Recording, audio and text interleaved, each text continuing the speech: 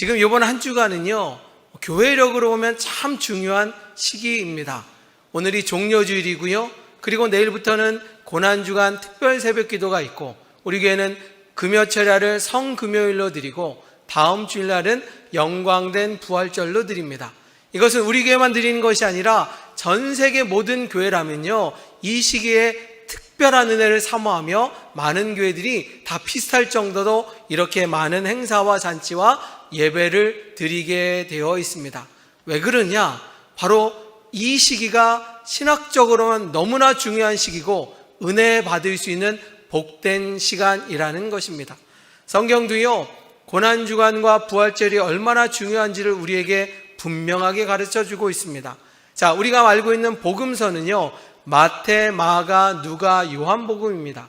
그런데 이 사복음서에 보면 예수님께서 3년 동안 사역한 것을 기록한 내용들이 있는데, 자, 예를 들어 마태복음 볼까요? 마태복음이요, 1장부터 28장까지 있습니다. 그런데요, 1장부터 20장까지는 3년 동안의 사역을 요약했다라고 말하면 21장부터 28장까지는요, 일주일간의 이야기, 고난주간, 부활절의 그 모든 이야기를 기록하고 있으니 그만큼 비중이 많다라는 것입니다. 마가복음도 마찬가지입니다. 마가복음이 16장까지 있는데 1장부터 10장까지는 3년 동안의 공생애를 나타낸다면 11장부터 16장까지는 바로 오늘인 종료주일부터 부활, 그리고 살아나셔서 승천하신 얘기까지 짧은 시간이지만 긴 구절을 통하여 우리에게 강조하고 있다라는 것입니다. 그만큼 이 시기가 중요한 것이고, 특별히 은혜를 입은 믿음의 사람들이 이 시기 앞에 주님을 더 사랑하고 믿음의 길을 걸을 때 그나마 우리가 죄송한 마음을 넘어 주님을 사랑한다고 고백할 수 있는 시기일 수 있다라는 것입니다. 저도요, 이 중요하고 분주한 시기 가운데 우리 주일 설교뿐만 아니라 바로 고난주간 특별 새벽기도 설교도 준비하고 또 여러 가지 설교를 준비하는 와중에, 그런데 제 마음 가운데 이런 생각이 들었습니다. 오늘이 종료주일 아니겠습니까? 우리 장로님 기도하신 것처럼 종료주일은 예수님께서 예루살렘에 입성한 것에 대하여 기념하는 예배라는 것입니다. 그런데 중요한 것은 종료주일이 중요한 것이 아니라 정말로 이 고난주간을 맞이하여 왜 우리가 예수님을 더 사랑해야 되는지, 왜 고난주간을 맞이하여 절제하면서 우리도 동참해야 되는지, 주님의 사랑이 얼마나 위대하고 아름다운 것이지 그것을 깨닫는 것이 더 중요하지 않을까라는 생각 가운데 저는 오늘 종료주일을 기념하는 말씀이 아니라 바로 십자가의 고통, 십자가의 아픔이 우리에게 얼마나 소중하고 가치 있는 것인지, 왜 주님이 그런 고통의 길을 가야 되는지 우리가 깨닫고 은혜 받는 시간을 갖고자 합니다. 바로 2000년 전에 이 시기에 종료주일이 된 이유는 뭐냐? 예수님께서 예루살렘에 어린 양을 타고, 어린 나귀를 타고 입성할 때 사람들이요, 종료가지를 흔들었다라고 해서 종료주일이 된 것입니다. 자, 우리나라에서 종려나무나 어떤 나무가 의미를 있다 우리는 알고 있지만 이스라엘 백성의 역사들을 잘 모르고 있기에 우리는 왜 저들이 종려가지를 흔들었는지 알 수가 없습니다. 그런데요, 그들에게 종려나무는 무엇을 상징하느냐? 승리를 상징한다라는 것입니다. 다시 말하면 예수님께서 예루살렘에 올라오신 이유는 바로 그들이 로마 황제와 로마 병사에게 고통과 아픔을 당하고 있는데, 예수님의 능력이라면, 예수님의 권세라면 우리들을 해방시켜 주겠다라는 마음으로 바로 예루살렘에 입성하신 예수님을 향하여 호산나 다윗의 자손이여 라고 외치며 우리를 구원하소서, 우리에게 해방하여 주옵소서, 저들은 종려가지를 흔들었다라는 것입니다. 만약에 예수님이요, 그런 목적으로 예루살렘에 입성했다면 우리는 더 박수를 쳐야죠. 우리는 더 감사를 드려야죠. 그런데 주님은요, 전혀 그런 마음이 아니었습니다.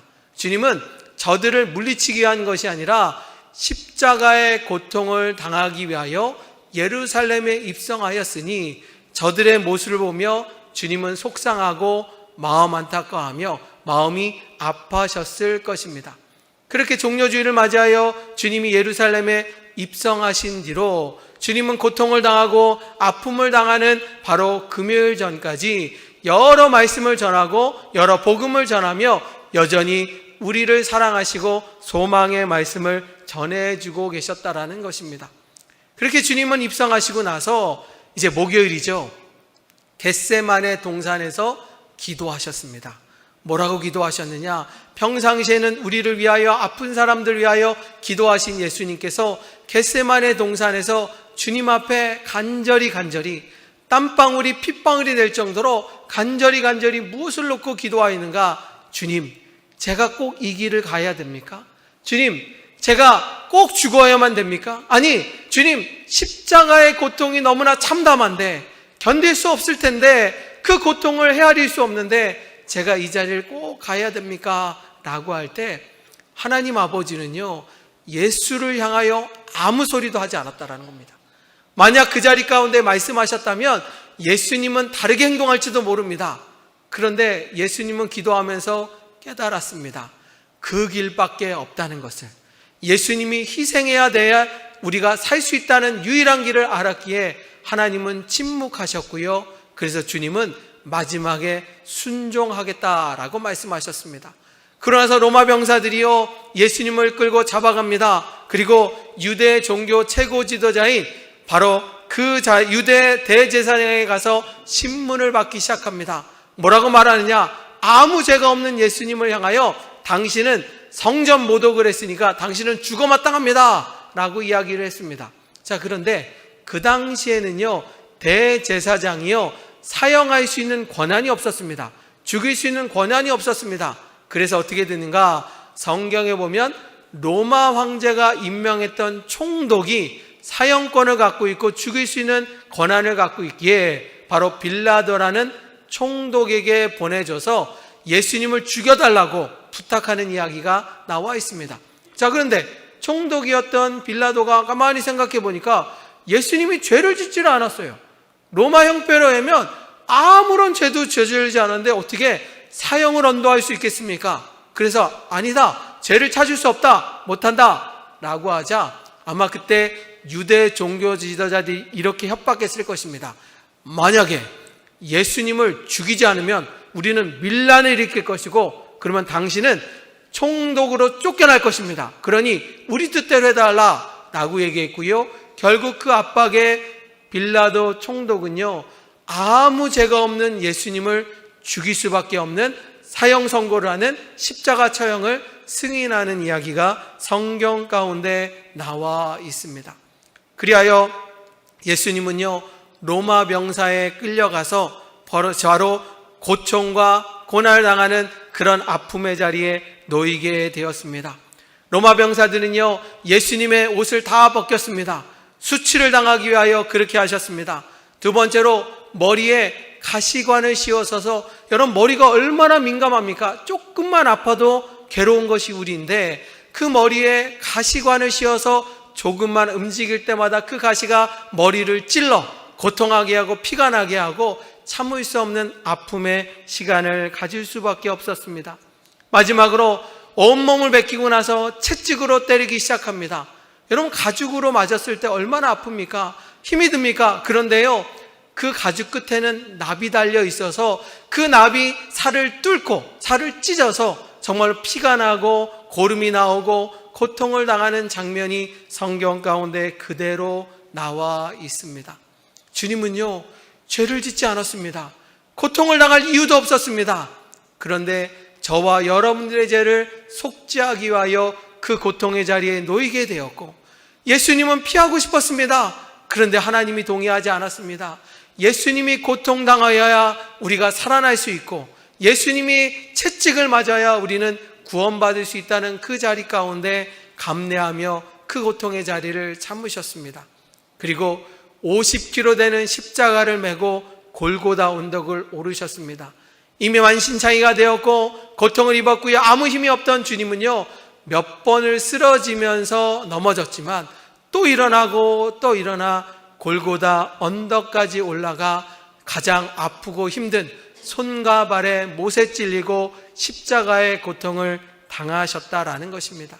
자, 그렇다면 주님이 왜 그런 고통을 당해야 되는가? 성경은 분명하게 말씀하고 있죠. 자, 읽어볼까요? 이사야 53장 5절에 보면 왜 주님이 그런 고통의 길을 가야 되는지 설명하고 있습니다. 같이 있습니다. 시작. 그가 찔림은 허물 때문이요 그가 상함은 우리의 죄악 때문이라.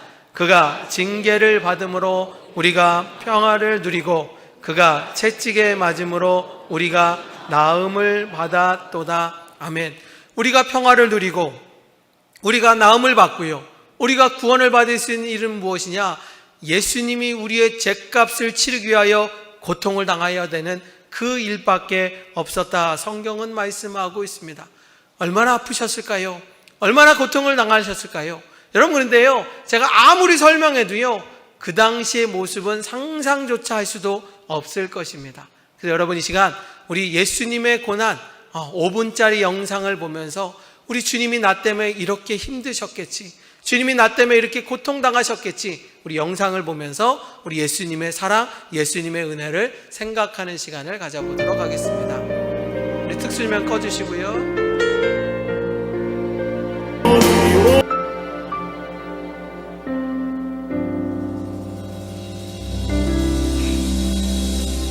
계속해서 말씀 전하도록 하겠습니다.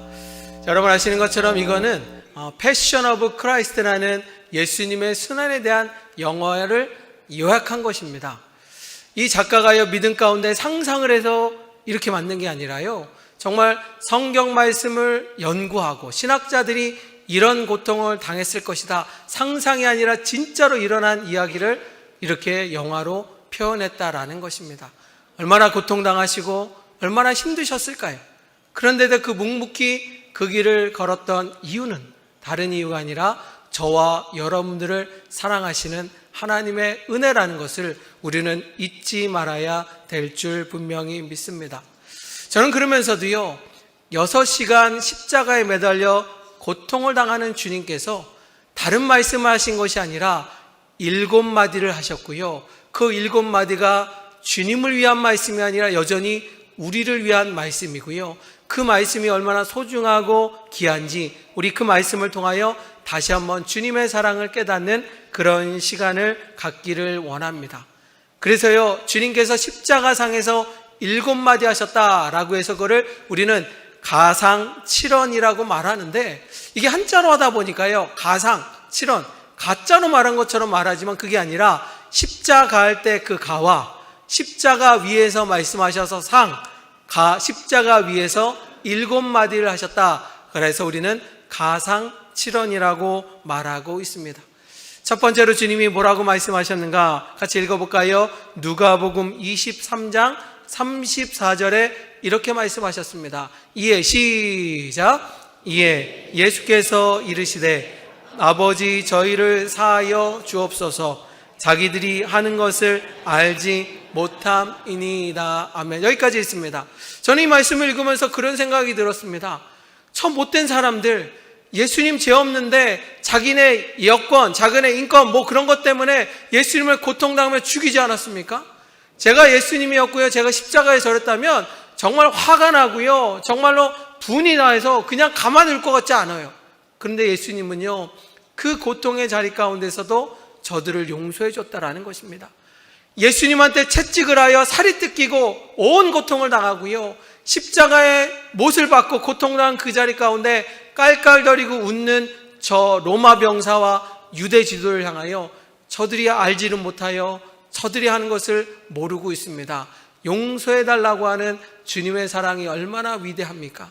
바로 예수님의 사랑은요, 우리가 따라갈 수도 없고 행할 수도 없는 그런 아름답고 귀한 복된 역사라는 것을 기억하시면서 주님이 그 고통의 자리 가운데서 주님 너무 힘듭니다 라고 말하는 것이 아니라 저들, 나를 죽이려고 하는 저들, 악한 것이 아니라 저들을 용서해달라고 불쌍히 여겨달라고 하는 주님의 따뜻한 마음을 우리가 깨달을 수 있다는 것입니다. 두 번째로요, 십자가상에서 이렇게 말씀하셨습니다. 같이 읽어볼까요? 누가복음 23장 43절의 말씀입니다. 같이 있습니다. 시작. 예수께서 이르시되 진실로 내게 이르노니 오늘 내가 나와 함께 낙원에 있으리라 하시니라. 아멘. 그 당시 십자가형은요, 단순히 살인자만 죽는 것이 아니라 악독하고 악독한 자, 그리고 로마 황제 반역한 자, 그러니까요 정말 보통 사람이 아닌 악랄한 자를 십자가 처형에 처했습니다.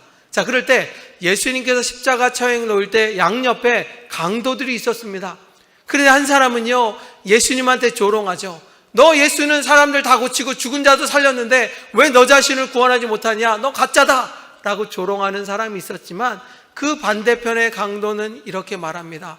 예수님, 내가 수많은 죄를 짓고 못된 자지만 마지막으로 주님 앞에 간구합니다. 저도 천국 백성 될 수 있습니까? 라고 할 때 주님이 이렇게 말씀하셨습니다. 너를 위하여 내가 힘들게 감당하는 이유는 너마저도, 살인자인 너마저도 구원받을 수 있는 길을 열어주는 것이고, 너도 나와 함께 천국 백성 된다, 낙원에 갈 수 있다 라고 말하고 있습니다. 사랑하는 성도 여러분, 우리가 신앙생활하다 보면요 주님 앞에 너무 부끄러워서, 너무 죄송해서 예배도 못 드리고 교회도 못 나오는 성도들도 있잖아요. 그런데 오늘 주님은 분명하게 말씀하십니다. 그 어떤 죄도, 그 어떤 허물도 주님이 용서할 수 있다라는 것입니다. 그만큼 주님이 고통당하고 주님이 아파하셨다라는 것입니다. 여러분들도 주님 앞에 죄송해서 미안해서가 아니라 주님 더 사랑하는 마음으로 성전에서 예배드리고 주님을 더 사랑하는 믿음의 성도가 되기를 주님의 이름으로 축원합니다. 주님은 용서하시고 사랑을 베풀으시는 그분이라는 사실을 기억하며 여러분과 함께, 주님과 함께 동행하는 믿음의 성도가 되기를 원합니다. 십자가상에서 주님은 세 번째로 이렇게 말씀하셨습니다. 여자여 보소서 아들이니이다. 여러분 생각해 보세요. 십자가의 고통의 자리 가운데 모두가 울고 모두가 아파하고 있는 그 자리 가운데 제일 고통스러운 사람은 예수님의 어머니 마리아였을 것입니다. 이 마리아는요 처음부터 그 양옆에서 아들을 지켜보면서 이렇게 했습니다. 아들 고통당하는 건 내가 고통당하기를 원하는데, 아들이 아픈 건 내가 아픈 게 더 좋을 텐데, 부모님이라면요 다 똑같은 마음 아니겠습니까? 자식을 키워보니까요 그런 마음이 듭니다. 자식이 아플 때 내가 아픈 게 낫고요, 내가 고통당하는 게 좋은데, 그 고통의 자리 가운데 마리아는 그 아들을 보면서 얼마나 눈물을 흘리고 속상해 하셨을까요? 그 자리에 주님이요 불효자의 마음으로 이렇게 말합니다. 어머니, 나는 주님을 위하여 이 일을 감당하고 백성들을 위하여 감당하지만 어머니 앞에 불효자입니다, 용서해달라고 아들로서 간구하는 예수님의 그 아름다운 모습을 바라보게 됩니다. 그렇게 주님 앞에, 어머니 앞에 고백하는 것이 세 번째 말씀이라면, 네 번째 말씀, 저는 이 말씀이 참 안타깝고 속상하고요 정말로 죄송한 생각이 듭니다. 주님이 십자가상에서 네 번째로 무슨 말씀하셨는가? 같이 읽어봅니다. 마태복음 27장 46절의 말씀입니다. 같이 있습니다. 시작. 제 9시쯤에 예수께서 크게 소리질러 이르시되 라마 사막다니 하시니, 이는 곧 나의 하나님, 나의 하나님, 어찌하여 나를 버리셨나이까 하는 뜻이라. 아멘. 얼마나 힘드셨으면 하나님 앞에 원망하는 듯이, 어쩌면 이렇게 힘듭니까? 어떻게 나를 이렇게 하십니까? 나를 버리셨습니까? 라고 말하며 그 고통을 이야기하고 있습니다. 하나님을 원망하는 것이 아니라 도저히 참을 수가 없어서, 도저히 견딜 수가 없어서 그렇게 하소연하는 이야기를 할 정도로 그런 고통의 자리에 있었습니다. 여러분 상상해 보십시오. 예수님은요 그 자리 가운데 박차고 나갈 수 있습니다. 예수님 말 한마디면요 모든 걸 뒤집어 엎을 수도 있었습니다. 그런데 주님은 말씀하지 않았습니다. 주님은 참으셨습니다. 고통을 인내하셨습니다. 왜냐? 저와 여러분들의 죄를 용서하여 주시고 우리를 사랑하사 천국 백성 삼아주시는 은혜라는 것입니다. 우리가 이 땅에서 사는 것도 감사하지만 죽고 나면 지옥에 갈 수밖에 없잖아요. 우리가 아무리 믿음으로 산다고 해도요 하나님의 죄를 많이 짓잖아요. 저는 목회자이면서도 가끔 그럴 때가 있습니다. 주님, 제가 주님을 위하여 산다고 말하는데 여전히 욕심부리고 여전히 죄 가운데 살고 있는 제가 어떻게 주님의 이름을 감당하겠습니까? 그러면서도요 자책하고 용서를 구할 때가 있는데, 여러분도 그렇지 않습니까?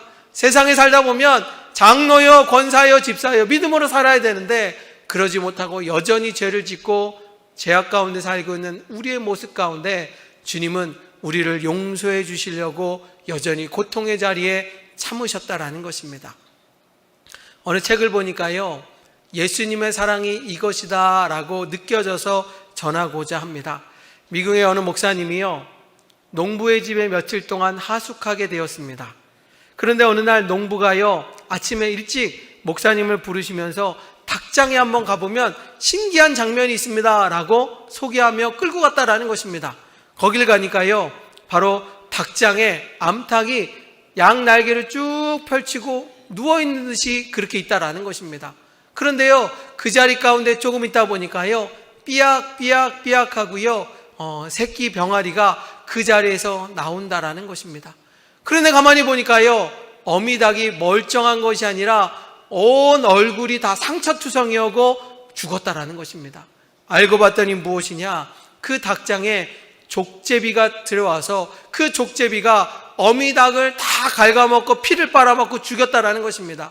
그 족제비가요, 새끼 병아리까지 다 삼켜 먹으려고 했지만 엄마는요, 어미닭은요, 끝까지 날개를 오므리지 않고 새끼를 보호하려다가 결국 날이 밝아지고 족제비는 도망가게 되었다라는 것입니다. 그 어미닭의 모습을 보니 온몸이 찢겼습니다. 머리에 상처가 있습니다. 그 죽음의 고통 가운데서도 새끼들을 살려주는 그 위대한 모습을 보면서 이 목사님이 깨달았다는 것입니다. 주님의 사랑이 바로 이것이구나. 주님의 사랑이 이것이구나. 주님이 우리를 위하여 참고 또 참고 고통을 인내하고 십자가의 사랑을 보여주셨다라고 말하고 있습니다.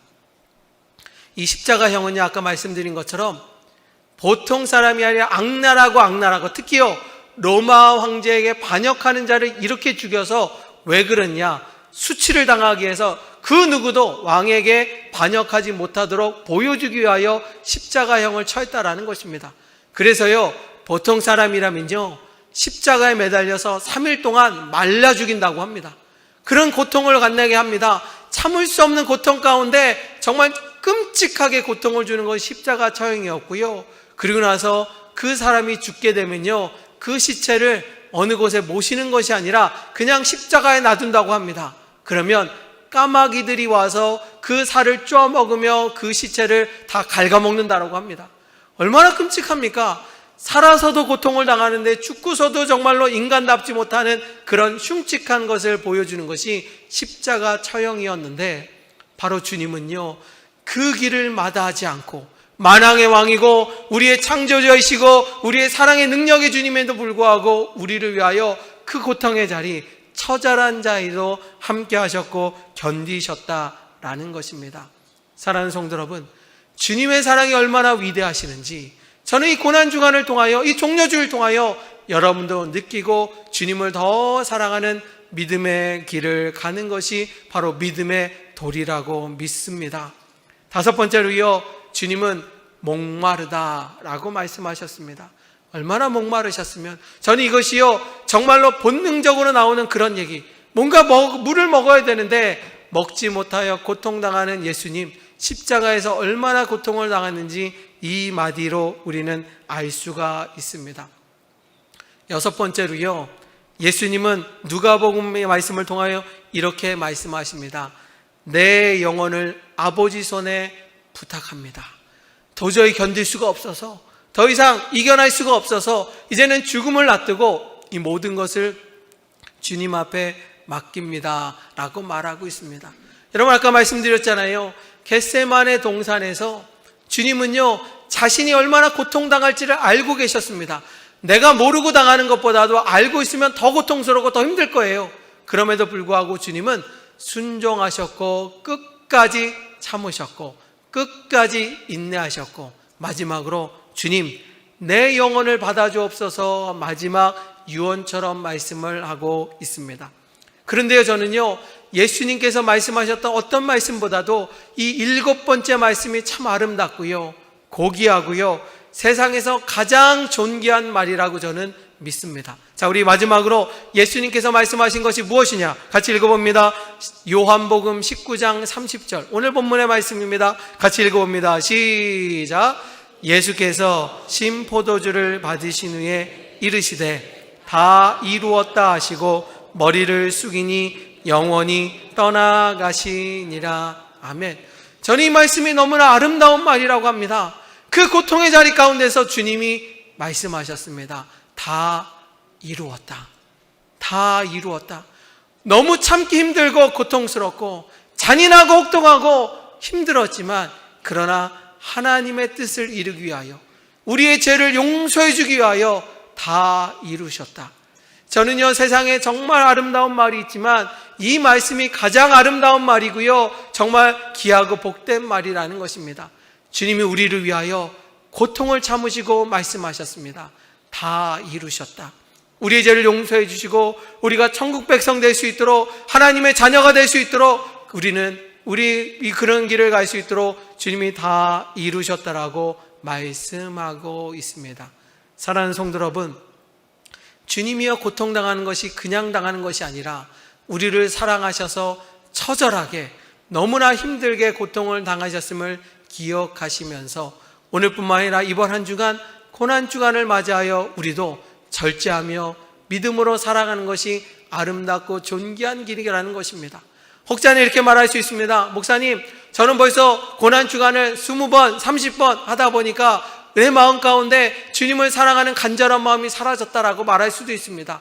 그런데 여러분, 올해만큼은 더 주님을 사랑하길 원합니다. 올해만큼은 주님이 나를 사랑한 것처럼 더 절제하며 믿음의 길을 갖는 것이 저는 신앙인의 도리라고 봅니다. 은혜를 입었고 앞으로도 은혜를 입을 우리라면 그렇게 하는 것이 도리어 마땅한 길이라고 말씀하고 있습니다. 지난 금요일 날 목회자 독서 모임이 있어서 책 한 권을 읽었습니다. 말씀이 삶으로라는 책을 읽게 되었는데 그 책에 보면 루터 목사님이 종교개혁을 일으키기 전에 그가 믿음으로 살고자 발버둥 치는 이야기가 나와 있습니다. 그 책에 보면요, 그가 이렇게 말합니다.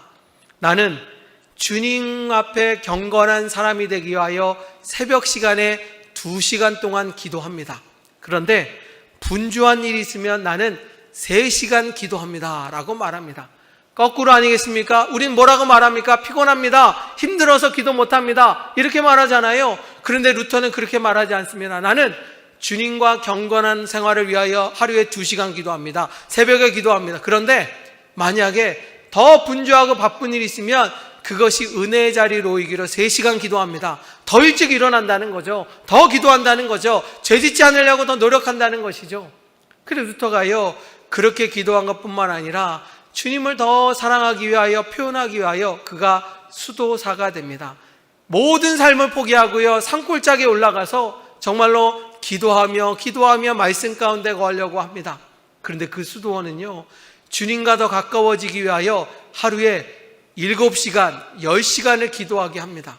5분도 기도하기 어려운데 7시간 기도할 수 있을까요?